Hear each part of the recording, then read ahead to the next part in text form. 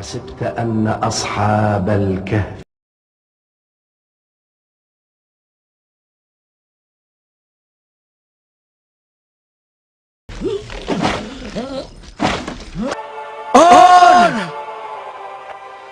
वो ईमान जो तुमने घर की खिलकतों में हासिल किया, एक दिन सरेआम निदा दी जाएगी।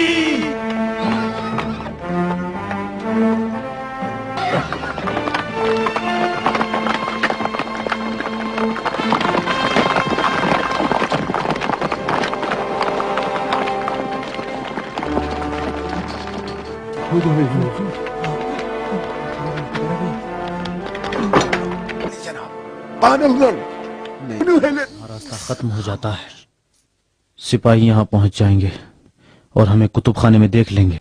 आप लोग घबराएं। मुझे तो नींद आ गई। तू नहीं सोएगा कितमीर? हमने उनको बेदार समझा जबकि वो सो रहे थे, और हम कभी दाएं और कभी बाएं तरफ की करवटें बदलवा देते हैं।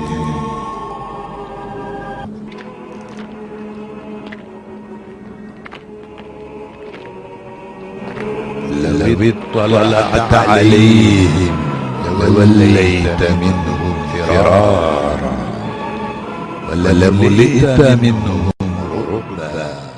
أم حسبت أن أصحاب الكهف والرقيم كانوا من آياتنا عجبا.